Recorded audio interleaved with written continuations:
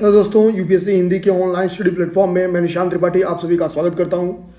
दोस्तों, जैसा कि हम लोग जान रहे हैं कि यूपीपीसीएस की जो नेक्स्ट परीक्षा है अभी उसका डेट डिसाइड नहीं है, लेकिन एक अनुमान के अनुसार जून माह में वो पेपर हो सकता है, क्योंकि यूपीएससी के इर्द गिर्द ये परीक्षा आयोजित की जाती है। ऐसे में जून माह में या तो मैक्सिमम 2 हफ्ते पहले या अधिकतम 2 हफ्ते बाद यही इस पेपर का शेड्यूल होगा। आप लोग को जो शेड्यूल है, न्यू शेड्यूल, मेरा मानना है कि फरवरी माह में ये कंफर्म हो जाएगा, फरवरी माह में, कि एग्ज़ाम का डेट आपका क्या है, क्योंकि फरवरी के फर्स्ट वीक में लगभग इसका नोटिफिकेशन आता है। क्योंकि यूपीपीसीएस यूपीएससी की तरह अभी एक्टिव नहीं है, अभी कैलेंडर इसका आई नहीं है, तो कैलेंडर आएगी तो हम लोग डेट देख लेंगे। तो पहली तो न्यूज़ ये थी। हम लोग क्या कर रहे हैं, अभी देखेंगे वर्ष 1991 के क्वेश्चन को उठा रहे हैं। 1991 से होते हुए हम लोग क्या करेंगे, धीरे धीरे हम लोग 2021 तक के पेपर्स को सॉल्व कर लेंगे। अगर हम लोग यहाँ से यहाँ तक की पकड़ बेहतरीन बना लिए तो लगभग 50 क्वेश्चंस हम लोग अपनी बेहतरीन पकड़ बना लेंगे। हाल के दिनों में आरटीआई के माध्यम से एक हम लोग कह सकते हैं कि कट ऑफ जारी किया गया है। तो कट ऑफ बता रही है कि जनरल कैटेगरी की कट ऑफ अराउंड 84 क्वेश्चन गई है। अब आप समझ सकते हैं कि अगर आपकी 50 क्वेश्चंस, अराउंड 50 क्वेश्चंस, क्योंकि देखिए डायरेक्टली आपको 50 क्वेश्चंस नहीं मिलेगा, क्वेश्चंस के माध्यम से आप लोग अगर ये सीरीज देखेंगे तो उसके साइड में जाके जितने भी फैक्ट्स हैं, जितने कॉन्सेप्ट्स हैं, वो सब समझा दिए जाएंगे। इसके माध्यम से मिनिमम आप लोग 50 क्वेश्चन का वेटेज लेंगे, मिनिमम। अब बचते हैं आपकी केवल कितने क्वेश्चंस, तो आपके पास बचते हैं केवल 34 क्वेश्चंस। यही वो 34 क्वेश्चन है जिस पे आपको काम करना है। इसके लिए आप लोग को प्रॉपर टेस्ट सीरीज सॉल्व करनी होगी, ठीक है, प्रॉपर टेस्ट सीरीज सॉल्व करनी होगी, करेंट अफेयर पे अच्छी पकड़ बनानी होगी। वो मैं काम करूंगा। अभी थोड़ी मैं अस्वस्थ चल रहा हूँ, इसके बाद से मैं पूरी तरह से करंट अफेयर की सीरीज चलाऊंगा। हालांकि अभी विजन की सीरीज चल रही है और वो बहुत तगड़ी सीरीज है, वो आप लोग जरूर देखिए। मैं जो करंट लेके आऊँगा वो तो एक अलग की बात है, लेकिन मेरा मानना है वो देखिए या ना देखिए, जो मैं लेके आऊँगा। अभी विजन की करंट पढ़ाई जा रही है, ये मत सोचिए कि वो पीसीएस के लिए नहीं है, वो एकदम पीसीएस के लिए है, ठीक है। उसको हम लोग पढ़ा ही इस तरह से रहे हैं कि वो दोनों के लिए काम है, ठीक है। एक बार उस जो लेक्चर्स है उसको देखिएगा, आप लोग को जरूर बेनिफिट करेगा, ठीक है। तो करंट अफेयर पे आपको अच्छी पकड़ बनानी है, ठीक।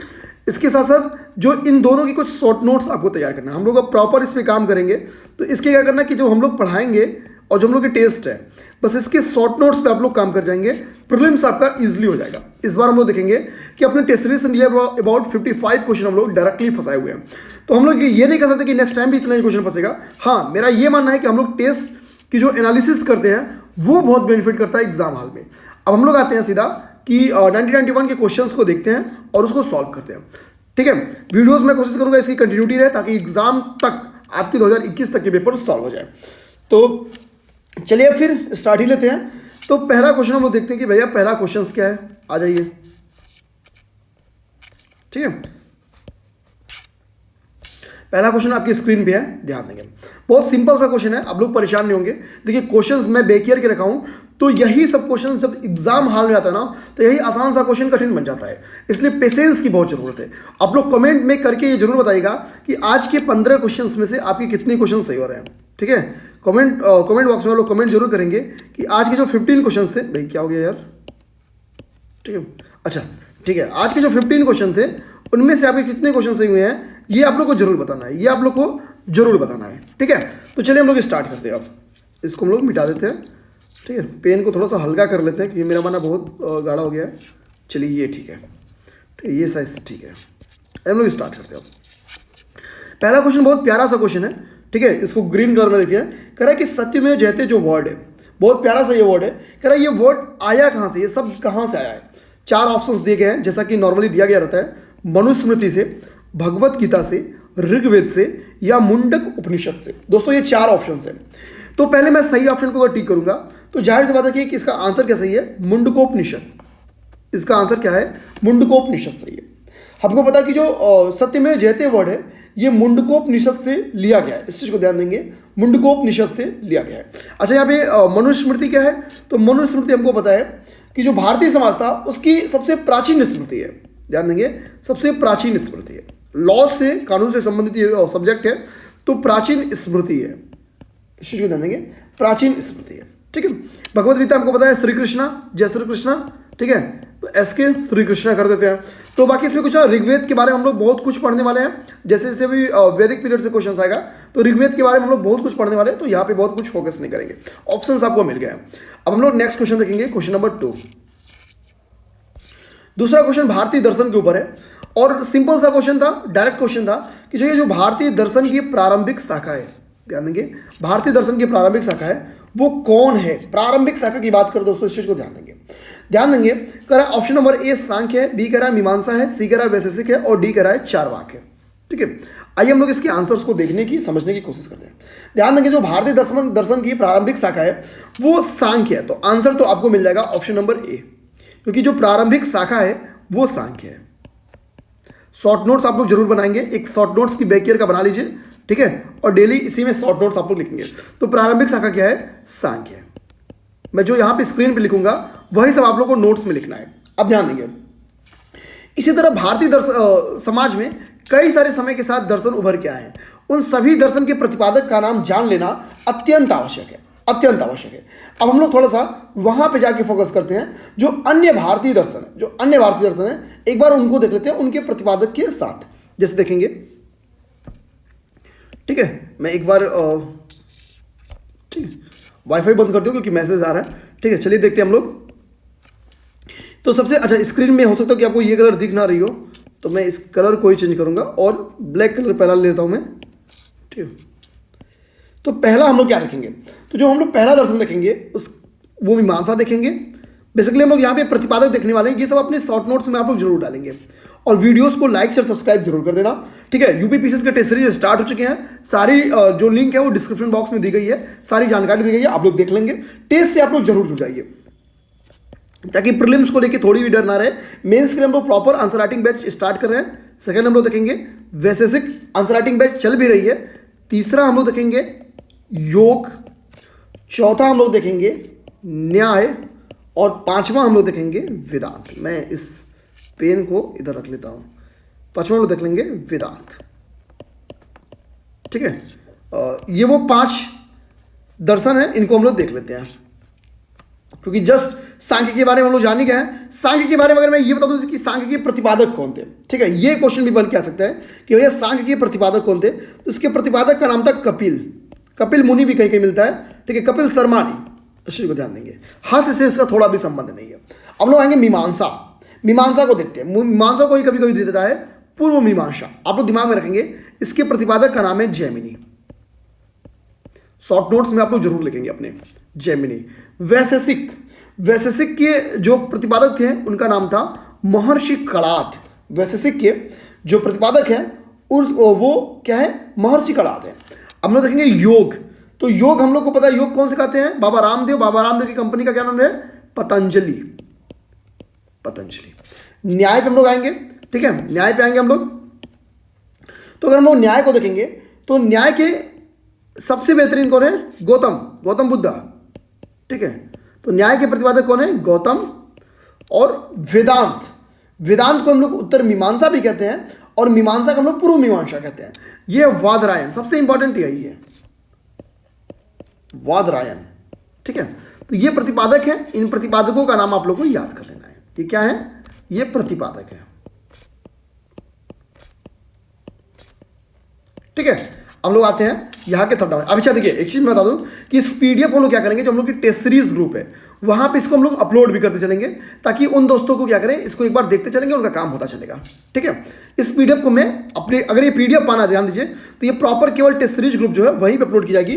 तो टेस्ट सीरीज से जुड़ने के लिए बता दूं कि 8840751912 ये हम लोग का कॉन्टैक्ट नंबर है। बेसिकली ये यूपीएससी हिंदी का कॉन्टैक्ट नंबर है। आपको यहाँ पे व्हाट्सएप या टेलीग्राम करना होगा, टेस्ट सीरीज से रिलेटेड सारी जानकारी दे दीजिएगा। जितने भी यूपीएससी हिंदी यहाँ पे आपको फ्री मटेरियल्स देगी, जो भी क्लासेस देगी, उन सब की पीडीएफ आपको उसी टेस्ट सीरीज के प्लेटफॉर्म पे मिल जाएंगे। ठीक है, तो टेस्ट सीरीज के जो भी ये क्लासेस चलेंगे, इसके पीडीएफ के लिए आप लोग परेशान नहीं होंगे, यूपीएससी हिंदी की जो भी क्लासेस चलती हैं। ठीक है, अब थर्ड कह रहा है कि बुद्ध के उपदेश किससे संबंधित है।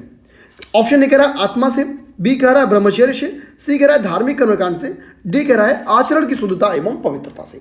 ध्यान देंगे मेरे दोस्तों, ऐसे क्वेश्चन अक्सर आपके पेपर में आ जाते हैं जो नो डाउट कि आपको ये फैक्ट के रूप में कभी याद नहीं होगा, ये आपको फैक्ट के रूप में कभी क्वेश्चन मिला नहीं होगा। तो जब ये क्वेश्चन आपको फैक्ट के रूप में कभी नहीं मिला है, यानी फैक्ट के दम पे आप इसको याद नहीं कर सकते, सही नहीं कर सकते। सोचिए थोड़ा सा, आपको थोड़ा सा सोचना होगा और थोड़ा सा सोच के आप इसके सही आंसर तक पहुंच सकते हैं। ध्यान देंगे। अब कह रहा है कि बुद्ध के उपदेश किससे संबंधित है। ऑप्शन ए कह रहा है आत्मा संबंधी विवाद से, बी कह रहा है ठीक है ब्रह्मचर्य से, सी कह रहा है धार्मिक कर्मकांड से। धार्मिक कर्मकांड एकदम नहीं होगा। क्यों नहीं होगा? कि भैया बुद्ध तो अगेंस्ट है ना, धार्मिक कर्मकांड के ही अगेंस्ट है। बौद्ध धर्म का उपज क्यों हुआ है? कर्मकांड के विरोध में ही उसका उपज हुआ, यानी ऑप्शन नंबर सी तो किसी का बाप से नहीं करेगा। ठीक है। अच्छा, बुद्ध के उपदेश करें किससे संबंधित है? ब्रह्मचर्य से। ध्यान देंगे, बुद्ध खुद नॉन ब्रह्मचर्य थे। नॉन ब्रह्मचर्य थे मतलब बुद्ध की शादी हो गई थी। और ध्यान देंगे, संघ में प्रवेश के रूल्स थे, जो ब्रह्मचर्य थे, जो नहीं ब्रह्मचर्य थे, जो शादीशुदा थे या फिर हम लोग कह सकते हैं जो गृहस्थ जीवन में थे, उन दोनों के रूल्स थे।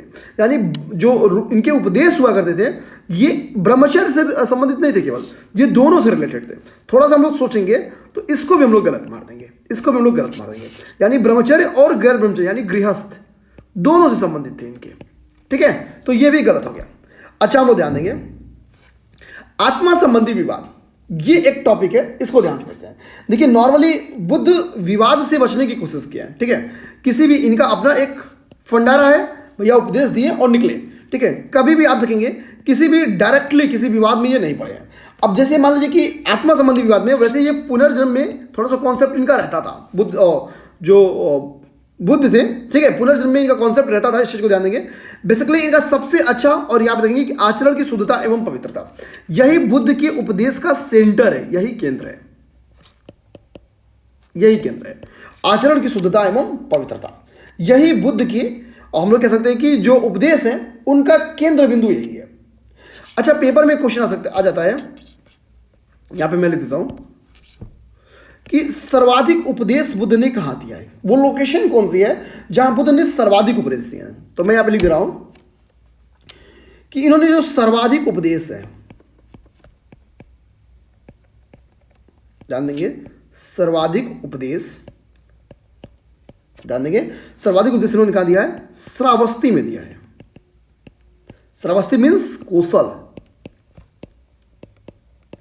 ठीक है, श्रावस्ती क्वेश्चन में पढ़ा करते थे, मैं इसको अंडरलाइन भी कर देता हूं, कौशल में दिया है। ठीक है,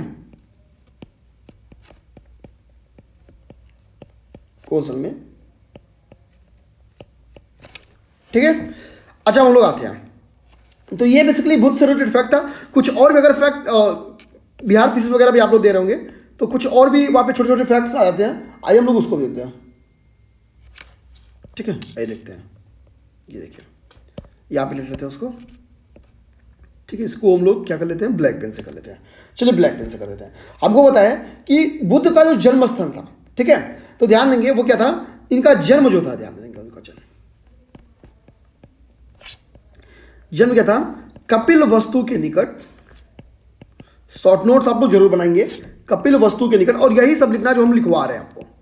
ठीक है, ये सारी पीडीएफ आप लोग को उन दोस्तों को नहीं बनाना पड़ेगा जो टेस्ट सीरीज से ज्वाइन किया, वो वहां पे जाके टेस्ट सीरीज ग्रुप पे मिल जाएगी। कपिल वस्तु के निकट, ध्यान देंगे, लुम्बिनी नामक गांव में, लुम्बिनी नामक ग्राम में, कपिल वस्तु के निकट लुम्बिनी नामक ग्राम में 563 563 ईस्वी पूर्व में हुआ था। 563 ईस्वी पूर्व में हुआ था। ये था आपका एक और फैक्ट्स। यहां पे हम लोग खड़ी पाई कर लेते हैं, यानी खड़ी लाइन कर लेते हैं। तो ये था वो बेसिकली वो फैक्ट्स, ध्यान देंगे। अच्छा, अगर कल को क्वेश्चन पूछते कि इन्होंने अपना पहला उपदेश कहां दिया था, ध्यान देंगे, अगर क्वेश्चन ये पूछते प्रथम उपदेश,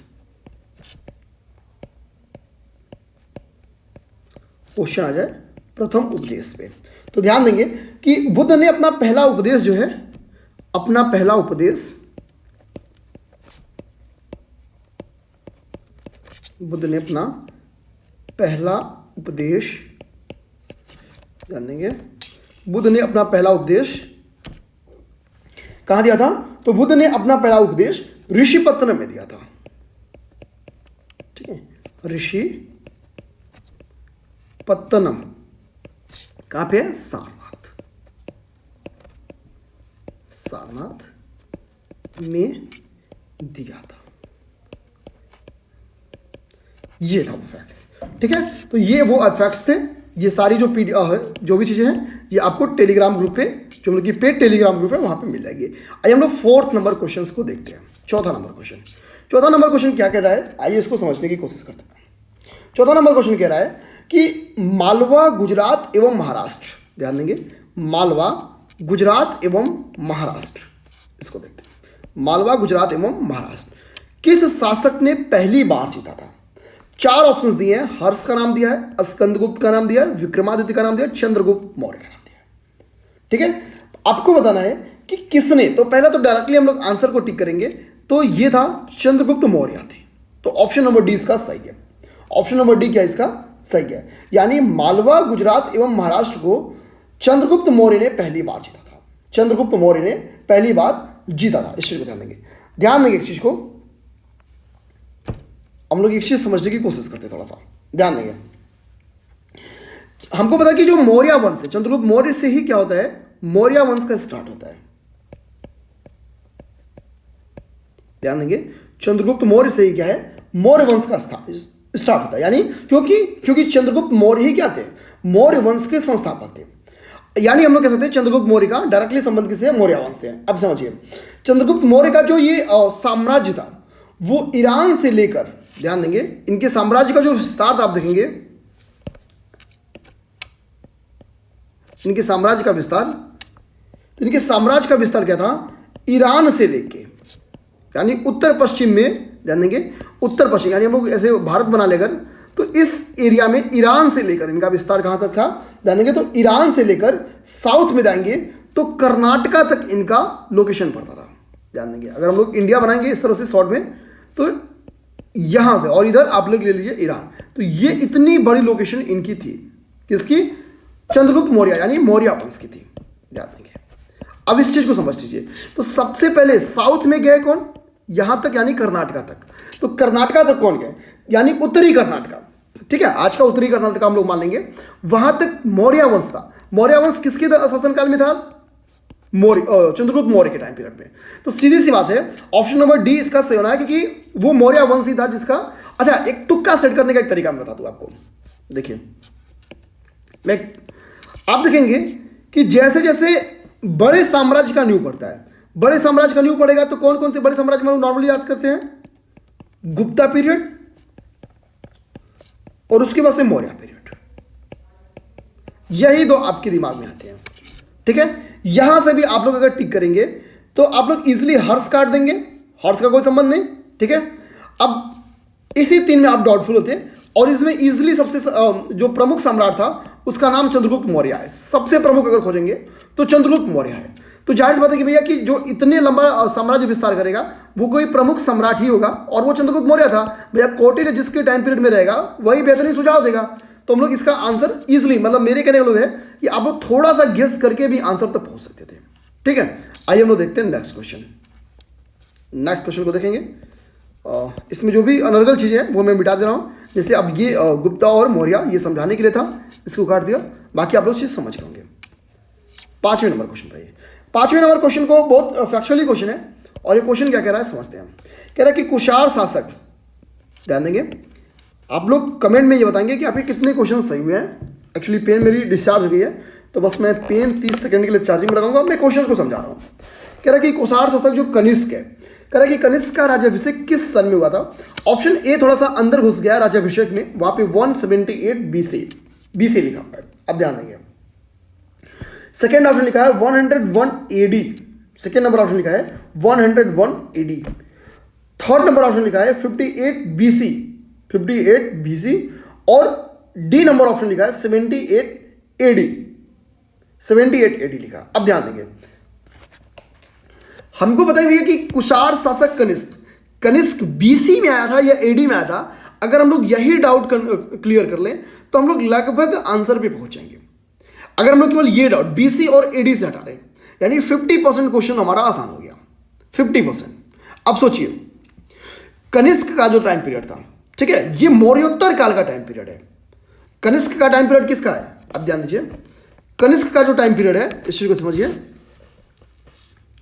कुशाण शासक कनिष्क, कनिष्क क्या है, कनिष्क एक मौर्योत्तर कालीन शासक है,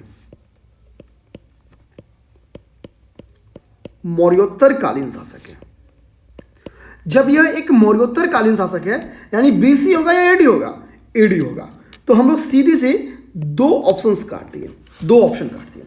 अब हमारे पास भैया एडी के दो ऑप्शन बचे, 101 या 78, दो ही हमारे पास ऑप्शन बचे हैं, दो ही हमारे पास ऑप्शन बचे हैं, ठीक। अच्छा, अब हम लोग जाएंगे तो सीधा आंसर को टिक करेंगे 78 एडी, आंसर इसका क्या सही है 78 एडी, क्योंकि ये क्या करा है, इसका जो राज्याभिषेक हुआ था वो 78 ईस्वी में हुआ था, ध्यान देंगे, इसका राज्याभिषेक 78 ईस्वी में हुआ था, और इसी वजह से 78 ईस्वी को ही इसके राज्याभिषेक को ध्यान में रखते हुए क्या कहते हैं, शक संवत कहते हैं, ध्यान देंगे। इसी वर्ष उसने क्या किया था, शक संवत चलाया था, जिस वर्ष इसका राज्याभिषेक हुआ था, ठीक है। तो हम यानी हम लोग यहां पे एक सिंपल सा फैक्ट क्या आ सकते हैं कि इसी वर्ष इसको थोड़ा सा स्लाइड हम ऊपर करेंगे ताकि फैक्ट्स अच्छे से आप लोग दिख जाएं। इसी वर्ष किसने, कनिष्क ने शक संवत चलाया था, शक संवत चलाया था, शक संवत चलाया था, ध्यान देंगे, इसी वर्ष कनिष्क ने क्या किया था, शक संवत चलाया था। अब ये तो एक इंपॉर्टेंट सा फैक्ट हो गया जो कि आप लोग को मिल गया। तो कल को अगर शक संवत पे भी क्वेश्चन आएगा तो आपको क्या टिक करना है, शक संवत पे भी क्वेश्चन आएगा, आप लोग टिक करेंगे 78 एडी। अच्छा, अगर हम लोग थोड़ा सा कनिष्क के बारे में जाने कि किस वंश से संबंधित था कनिष्क, तो हमको पता भैया कि कनिष्क का संबंध किससे था, तो कनिष्क का संबंध था कुशाण वंश से,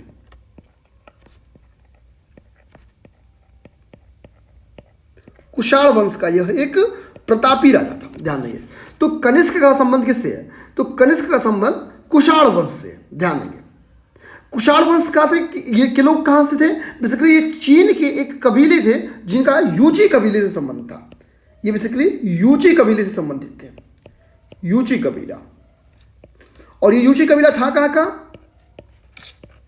चीन का था, ठीक है। तो ये दो इंपॉर्टेंट फैक्ट्स थे और इसको हम लोग देख सकते हैं, ठीक है। इसी यूची कबीले का नाम कभी तोरवारी भी मिल जाता है, ध्यान देंगे, तोरवारी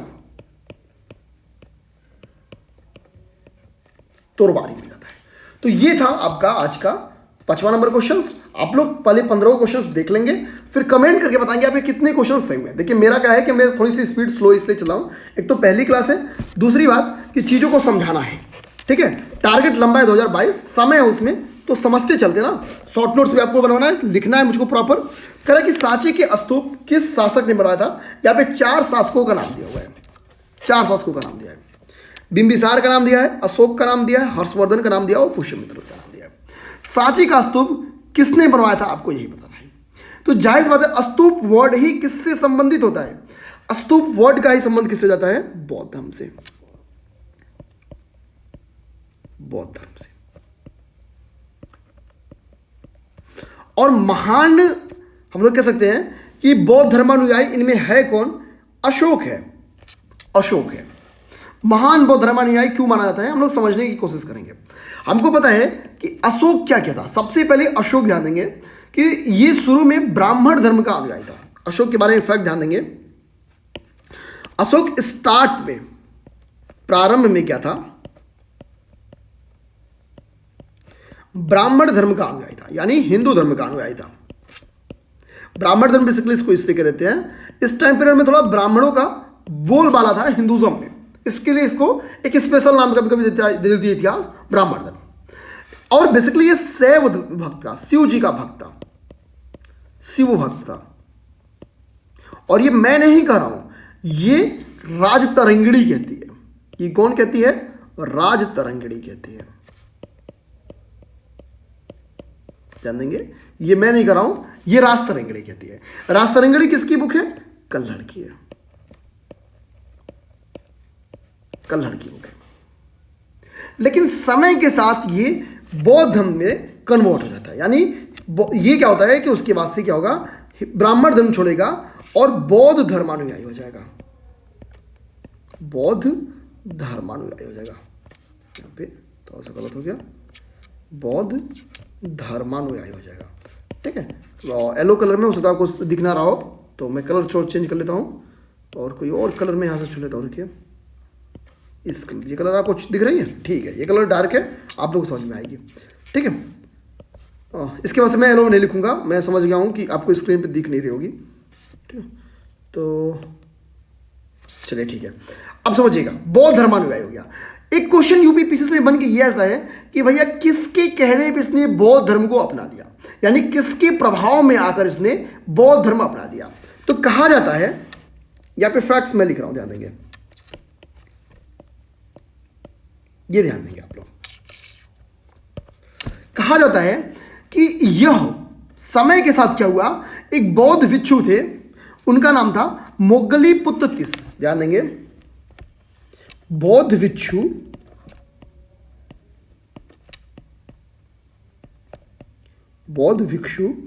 मोग्गलीपुत्र तिस्स, मोग्गलीपुत्र तिस्स इनका नाम है, पुत्र तिस्स, तिस्स हम लोग कह सकते हैं। ठीक है, मोग्गलीपुत्र तिस्स, बहुत अजीब सा नाम है, देख लेंगे।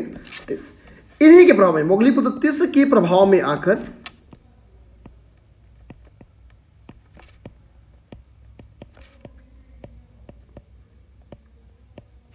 क्या हुआ, बौद्ध धर्म ग्रहण कर लिया। ठीक है, क्या आएगा, बौद्ध धर्म ग्रहण करेगा,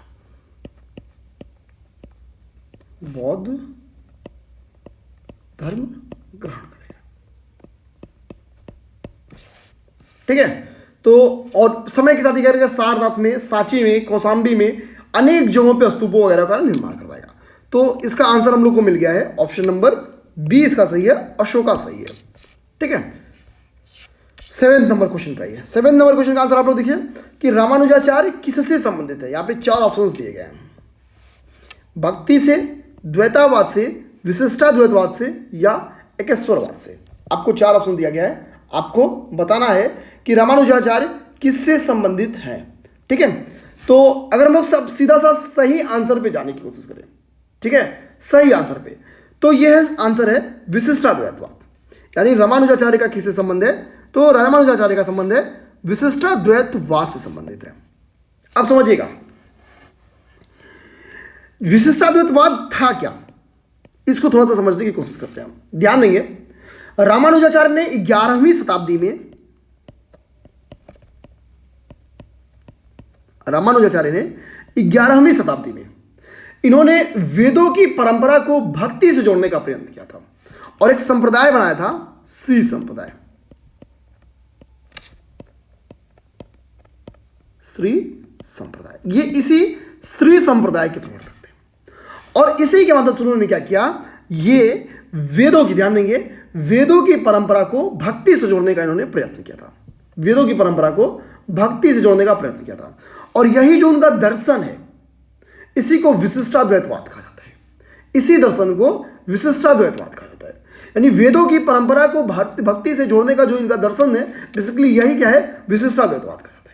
तो यानी विशिष्टाद्वैतवाद के प्रवर्तक कौन है या कौन संबंधित है, तो संबंधित कौन है, रामानुजाचार्य संबंधित है। कल को आपसे श्री संप्रदाय पूछता है, इसका भी आंसर कौन होगा, रामानुजाचार्य होगा, रामानुजाचार्य होगा। अब हम लोग आते हैं, अच्छा अगर कभी इनका संबंध पूछ दे कि ये अलवार से संबंधित थे या नैनार से, तो ध्यान देंगे ये अलवार परंपरा के थे, अलवार परंपरा से संबंधित थे। यानी ये अलवार जो संत थे, अलवार जो भक्त थे, उनसे संबंधित थे ये। अलवार मीन्स क्या, देखिए 2 वर्ड्स आते हैं, एक तो अलवार आता है और एक नैनार आता है, नैनार आता है। नैनार में नयन वर्ड से आप लोग याद करेंगे, भगवान शिव से लोग संबंधित हैं, भगवान शिव से संबंधित है। और अलवार भगवान विष्णु से संबंधित है, भगवान विष्णु से संबंधित है। ठीक है, तो ये एक अब तक का फैक्ट हो गया आपका रामानुजाचार्य के बारे में। अब चूंकि यहां पे हमको एक इंपॉर्टेंट, ध्यान देंगे, संप्रदाय के नाम मिल चुके हैं, तो कुछ अन्य जो मत हैं उनको भी देख लेते हैं, कुछ अन्य मत के प्रवर्तक कौन है उनको देख लेते हैं, बहुत जरूरी है और यूपीपीसीएस के लिए बेहद इंपॉर्टेंट है। धैर्य रखेंगे, आइए देखते हैं। ठीक है, एक प्यारी सी पेन सेलेक्ट कर लेते हैं। चलिए ये देखते हैं। आइए, इसमें हम लोग देखेंगे अद्वैतवाद। सबसे पहले हम लोग क्या देख लेते हैं? अद्वैतवाद देख लेते हैं। तो ध्यान देंगे, जो अद्वैतवाद के प्रवर्तक हैं, ध्यान देंगे अद्वैतवाद के जो प्रवर्तक हैं उनका नाम है शंकराचार्य। अद्वैतवाद के प्रवर्तक का नाम क्या है? तो अद्वैतवाद के प्रवर्तक का नाम है शंकराचार्य। उसके बाद से हम लोग क्या करेंगे, एक वारकरी संप्रदाय है, इसको देख लेंगे, और एक धारकरी संप्रदाय है, इसको देख लेंगे।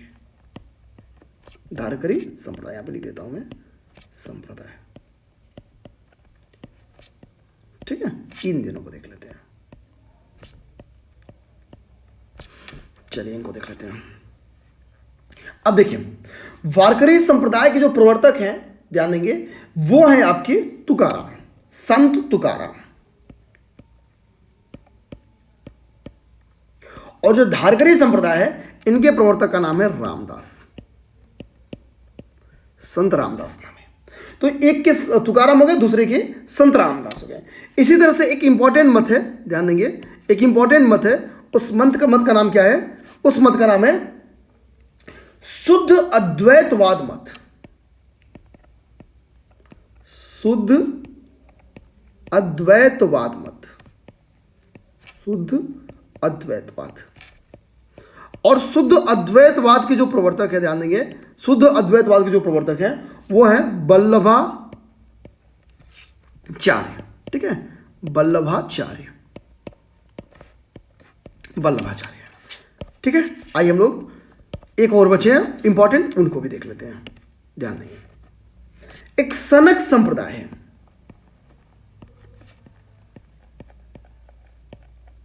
सनक संप्रदाय, सनक संप्रदाय की कौन है? तो ध्यान देंगे, सनक संप्रदाय के प्रवर्तक हैं निम्बार्काचार्य।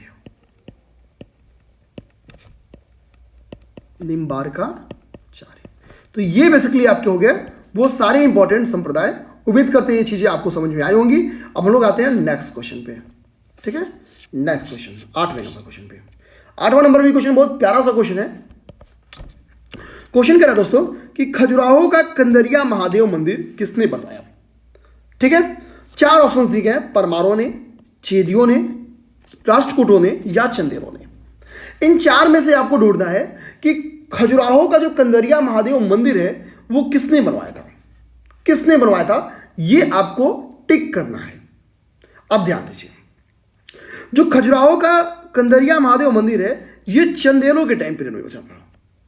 चंदेलों के टाइम पीरियड में इसका निर्माण किया गया था। 9वीं से, माना जाता है कि 9वीं से 10वीं शताब्दी में ये बनाई गई थी, 10वीं शताब्दी में। ठीक है, हालांकि ये 9वीं से 10वीं शताब्दी आपके लिए इंपॉर्टेंट नहीं है, बस आपको ध्यान में रखना है कि खजुराहो में जो कंदरिया महादेव का मंदिर है उसका निर्माण चंदेल शासकों ने करवाया था। चंदेल शासकों ने करवाया था, इस चीज को ध्यान में रखेंगे। यहाँ पे देखिए राष्ट्रकूट वर्ड लिखा है। राष्ट्रकूट भी मंदिर स्थापत्य के लिए बहुत फेमस है। जैसे मैं बता दूं, राष्ट्रकूट भी क्या है? मंदिर स्थापत्य के लिए। इसका आंसर तो ऑप्शन नंबर डी है, राष्ट्रकूट भी मंदिर स्थापत्य के लिए फेमस है। आप लोग यहाँ पे कंफ्यूजन में आ सकते हैं। ध्यान देंगे, राष्ट्रकूट के शासनकाल में क्या हुआ था कि एलोरा में कैलाश मंदिर का निर्माण कराया गया था। पेपर में अगर क्वेश्चन आ जाए, एलोरा के कैलाश मंदिर का,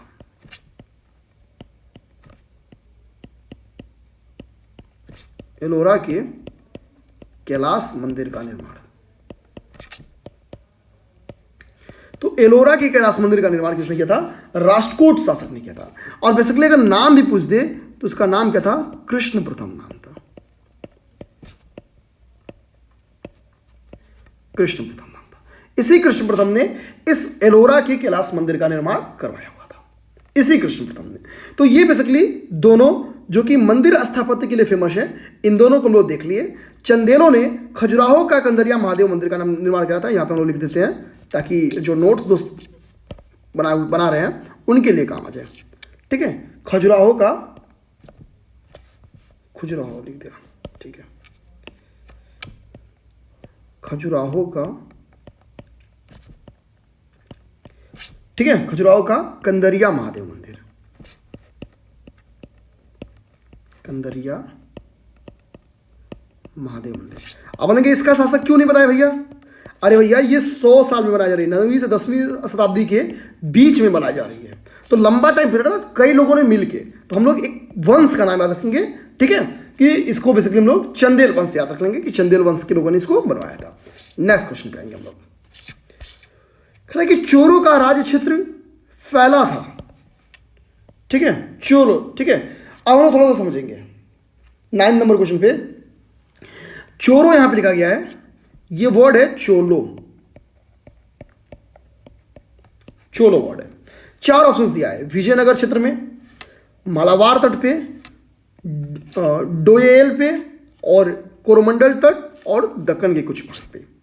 प्रायः ध्यान देंगे, कभी भी ऑप्शन में आपको इस टाइप का ऑप्शन दे, ज्यादा डिफाइन करने की कोशिश, ज्यादा परिभाषित करने की कोशिश। देखिए अभी कोरोमंडल तट भी बोल रहा है, और बोला भैया कि कुछ हिस्सा इसका दक्कन के भाग पे भी था, यानी तुलनात्मक रूप से क्या है भैया कि किसी का राज्य क्षेत्र, अब बित्ता से थोड़ी ना बनता था कि स्केल लगा के बना रहे हैं कि भैया केवल मालाबार तट पे रहेगा, मालाबार तट को थोड़ा भी पार नहीं करेगा, ठीक है, या विजयनगर क्षेत्र में रहेगा, विजयनगर क्षेत्र को एक बित्ता भी पार नहीं करेगा, ऐसा तो बन नहीं रहा है, ऐसा तो बनेगा नहीं, ठीक भैया। उस वक्त का राजवंश था, जितना जीते उतना छिकाए, ठीक है। तो ज्यादा डिफाइन कौन सा है, तो ज्यादा डिफाइन है ऑप्शन नंबर डी। डिफाइन में जाएंगे तो ज्यादा डिफाइन है ऑप्शन नंबर डी को ज्यादा परिभाषित किया गया है, ध्यान देंगे, ज्यादा परिभाषित किया गया है। तो यानी इसका आंसर हम लोग को यहीं से मिल जाता है कि कोरोमंडल तट और दक्कन के कुछ भागों पे क्या है, यहां तक चोलों का राज्य क्षेत्र फैला हुआ था, ध्यान देंगे। ऐसा माना जाता है कि चोल राज्य आधुनिक कावेरी नदी, चोल राज्य आधुनिक कावेरी नदी, ध्यान देंगे कि चोल राज्य आधुनिक कावेरी नदी घाटी जो है, कोरोमंडल तट जो है, और जो तिरुचिरापल्ली है और तंजौर एरिया, ठीक है, तो कावेरी नदी घाटी, ठीक है। इसके बाद से जो कोरोमंडल क्षेत्र है,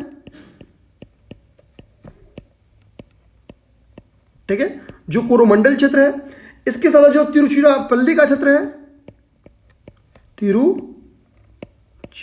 का क्षेत्र है, ठीक है, और इसके साथ थोड़ा सा तंजौर का एरिया, थोड़ा सा तंजौर का एरिया, इन सभी एरिया पे क्या है, चोलों का साम्राज्य था, ठीक है, चोलों का था। तो यानी भी कोरोमंडल और उससे रिलेटेड भी क्षेत्र थे, संबंधित क्षेत्र भी थे उसके इर्द गिर्द के, वो भी चीजें इसमें शामिल थे, ठीक है। कभी राजधानियां पूछते कि भैया चोलों की राजधानियां क्या थी, चोलों की 2 राजधानियां थी, चोलों की 2 राजधानियां थी। जो चोलों की 2 राजधानियां थी उनमें एक है उरैयूर, ये पेपर में क्वेश्चन बन के आता है, उरैयूर, एक क्या उनमें, एक उनमें है उरैयूर। दूसरी जो इनकी राजधानी है उसको देखेंगे, दूसरी जो इनकी राजधानी है, चोलों की 2 राजधानी है, उरैयूर और तंजावुर, तंजावुर, ये चोलों की 2 राजधानी थी। इस चीज को ध्यान से समझेंगे। अच्छा, अब पेपर में क्वेश्चन आ सकता है भैया कि इसका संस्थापक कौन था, चोल साम्राज्य का संस्थापक कौन था, ध्यान देंगे, आप लोग समझते चलेंगे। तो चोल साम्राज्य का संस्थापक पेपर में क्वेश्चन बन के आपके आ सकता है। तो चोल साम्राज्य का जो संस्थापक था उसका नाम था विजयालय, विजयालय। और होता क्या है कि विजयालय जो था ये पल्लवों का सामंत था, ध्यान देंगे, पल्लवों का सामंत था। इतिहास देखेंगे गवाह है कि जब ठीक है, पहले मैं इसको लिख लूं, पल्लवों का सामंत था। अब समझाता हूं मैं आपको। इतिहास गवाह क्या है कि जब सब शासन व्यवस्था कमजोर होगी, यानी केंद्रीय शासन व्यवस्था कमजोर होगी, तो जो उसके सामंत वर्ग हैं उनमें उभार होगा। तो जो शक्तिशाली सामंत वर्ग रहेगा वो क्या करेगा, खुद को अलग कर लेगा, क्योंकि उसको पता है कि उसको अपोज करने वाली शक्ति क्या है, कमजोर है। सेम यही विजयालय के साथ होता है, सेम विजयालय के साथ होगा, ठीक है। और ध्यान देंगे, अब एक चीज को थोड़ा सा और समझेंगे, एक चीज और समझेंगे। यहां पे बेसिकली हम लोग एक चीज देखने की कोशिश करेंगे, एक वर्ड क्या मिलती है विजयालय के बारे में। विजयालय के बारे में एक वर्ड रखेंगे कि विजयालय क्या कहता है। जैसे यहाँ पे जो उरैयूर है आपका, ये उरैयूर स्टार्ट से नहीं था और चोलों के टाइम पीरियड में, समय के साथ उरैयूर को जीता गया था। एक इंपॉर्टेंट फैक्ट याद है कि समय के साथ उरैयूर को जीता गया था। किससे? पांड्य शासकों से जीता गया था। इस पेन को ही चेंज करते यार, ये पेन क्यों बार बार यूज कर ले रहा है। ठीक है, किससे जीता गया था? पांड्य शासकों से जीता गया था। अच्छा, ये पेन थोड़ा सा टाइम देंगे, 30 सेकंड का। मैं बोल रहा हूं, अभी मैं लिख दूंगा, और पेंसिल थोड़ी शार्प चाहिए तो वो थोड़ा परेशान कर रही है। ठीक है, देखिए समय के साथ क्या है कि समय के साथ उरैयूर को जीता गया था पांड्य शासकों से। अब ध्यान देंगे कि पांड्य शासकों से उरैयूर नहीं, पांड्य शासकों से तंजावुर को छीना गया था। ठीक है, ध्यान देंगे, पांड्य शासकों से उरैयूर को नहीं, पांड्य शासकों से तंजावुर को छीना गया था। पहले मेरे दिमाग से गलत निकल गया था, उरैयूर को छीना गया था। देखिए, जो इसमें उरैयूर है, उरैयूर चोलों की प्राचीन राजधानी है। मैं बोल रहा हूं कि दो राजधानी रही है, उरैयूर और तंजावुर। तो उरैयूर चोलों की प्राचीन राजधानी रही है, क्योंकि तंजावुर जो क्षेत्र था वो पांडव शासकों का क्षेत्र था। अब जब विजयालय क्या करेगा, पांड्य शासकों पे हमला करेगा और उनसे जीतेगा, तो वो क्या करेगा, इस तंजौर पे कब्जा कर लेगा, इस तंजौर या तंजावुर पे कब्जा कर लेगा। और ये तंजौर पे सटीक लोकेशन थी। ठीक है, स्ट्रेटेजिक पॉइंट से ये बहुत इंपॉर्टेंट क्षेत्र था। अब विजयालय को लगेगा कि भाई चल, अब अपनी राजधानी हम लोग उरैयूर से चेंज करते हैं, तंजावुर या तंजौर लेके आते हैं, तंजावुर या तंजौर लेके आते हैं। यानी विजयालय क्या करेगा कि अपनी राजधानी परिवर्तन करेगा, कहां से, उरैयूर से तंजावुर, उरैयूर से तंजावुर। अब कहां पे आ गया, तंजावुर इसकी राजधानी बन गई। तो एक तो इंपॉर्टेंट क्या हो गया कि भैया ये तंजावुर का एरिया किससे छीना गया, पहले समझिएगा। मैं लिख दूं, ये तंजावुर का एरिया विजयालय ने किससे छीना था, तो पांड्य शासकों से छीना गया, पांड्य शासकों से छीना गया। ठीक है, पांड्य शासकों से, एक सेकंड भाई कहां चल गए। ठीक है, छीना गया किसके द्वारा, विजयालय के द्वारा,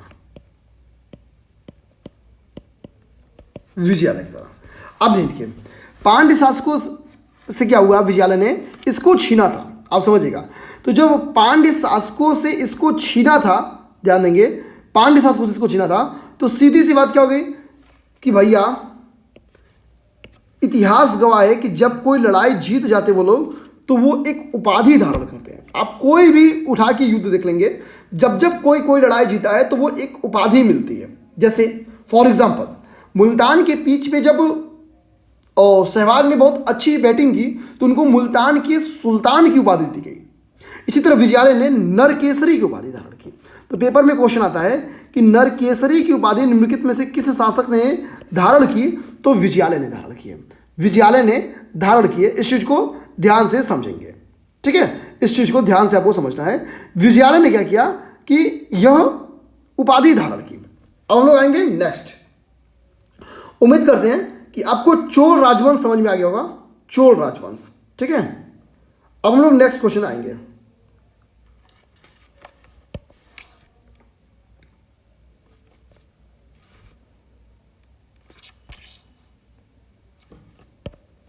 मीनाक्षी मंदिर कहां स्थित है, नेक्स्ट क्वेश्चन है, मीनाक्षी मंदिर कहां स्थित है।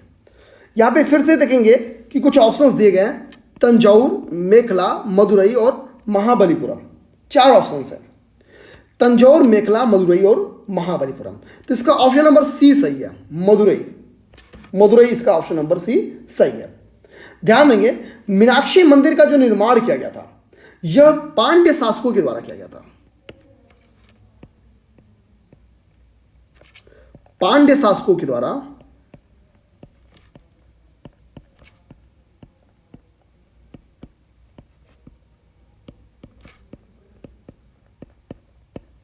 इसका निर्माण किया गया था।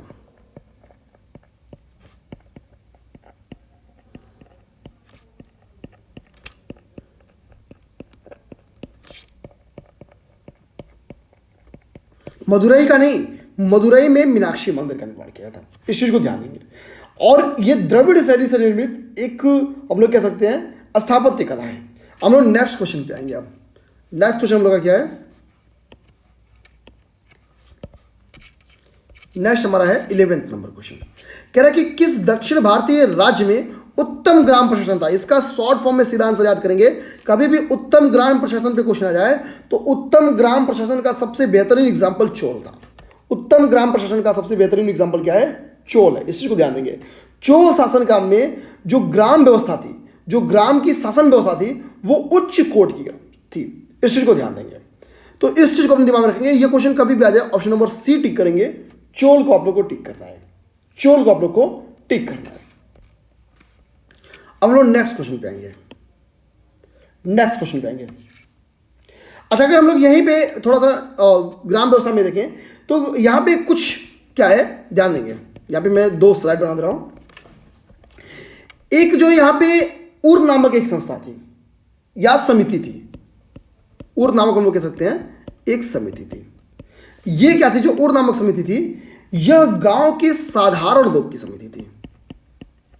गांव के, इसको चूम करता हूं मैं, गांव के साधारण लोग की समिति थी।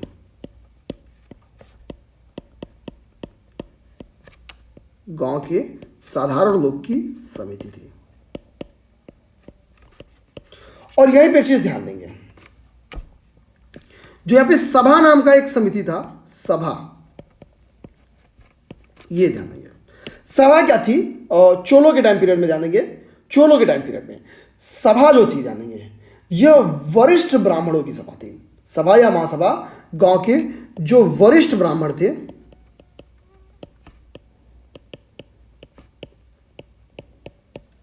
वरिष्ठ ब्राह्मणों की सभा थी। वरिष्ठ ब्राह्मणों की सभा थी। इस चीज को दिमाग में अपने रखना है। ठीक, तो ये बेसिकली इसका 2 और इंपॉर्टेंट फैक्ट था, उर और सभा। उर्ग में कौन कौन थे, सभा में कौन कौन थे, आप लोग समझ लेंगे। 12th नंबर क्वेश्चन करेंगे। चालुक्यों की राजधानी पूछ रहा है। चालुक्यों की राजधानी पूछ रहा है कि भैया चालुक्यों की राजधानी क्या है, बताना है। तो ध्यान देंगे, चालुक्यों की राजधानी वातापी है। वातापी को हम लोग बादामी भी बोलते हैं। ठीक है, तो कुछ भी आ जाए, वातापी या बादामी, ये दोनों आंसर एक ही होगा। ठीक है, चालुक्यों की राजधानी क्या है? तो चालुक्यों की राजधानी वातापी थी। वातापी का लोकेशन क्या है? कर्नाटक। कर्नाटक। ठीक है, वातापी का लोकेशन क्या है? कर्नाटक है। इस चीज को ध्यान देंगे।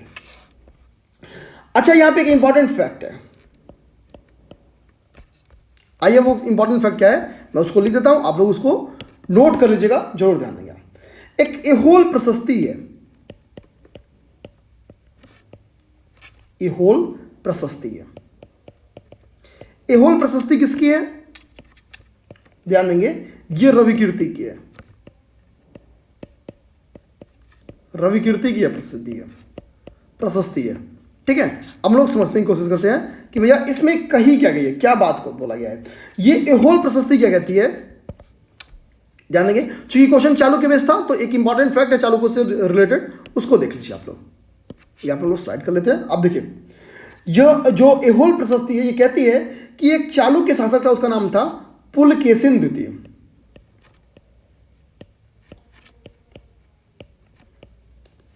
पुलकेशिन सेकेंड।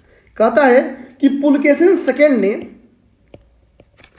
हर्षवर्धन को पराजित किया है।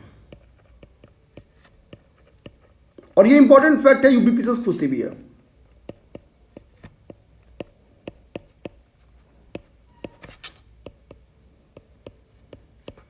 ठीक है, और पुलकेशिन कैसा शासक है? तो चालुक्य वंश का एक शासक है। तो हम लोग समझ गए, ये एक इंपॉर्टेंट फैक्ट था, इसको जानना जरूरी था। एहोल प्रशस्ति, एहोल प्रशस्ति का संबंध किससे है? रवि कीर्ति से है। ये भी इंपॉर्टेंट फैक्ट था। हम लोग नेक्स्ट क्वेश्चन पे आएंगे। नेक्स्ट क्वेश्चन फिर चालुक्य से ही है। 1991 में चालुक्यों से काफी खुश थी गया। कह रहा कि सबसे महान शासक बताओ भैया, चालुक्यों का सबसे महान शासक। तो अभी मैंने बताया एहोल प्रशस्ति क्या कहती है कि हर्ष जैसे शासक को पुलकेशिन द्वितीय ने पराजित किया था। तो इसका आंसर क्या मिल गया? पुलकेशिन सेकेंड मिल गया। स्टार्ट से ही आंसर क्या मिल गया? पुलकेशिन सेकेंड मिल गया। तो पुलकेशिन सेकेंड क्या था? पुलकेशिन द्वितीय जो था वो महान शासक था चालुक्य वंश का। चालुक्य वंश का महान शासक क्या था? पुलकेशिन द्वितीय था। 14th नंबर क्वेश्चन पे आइए।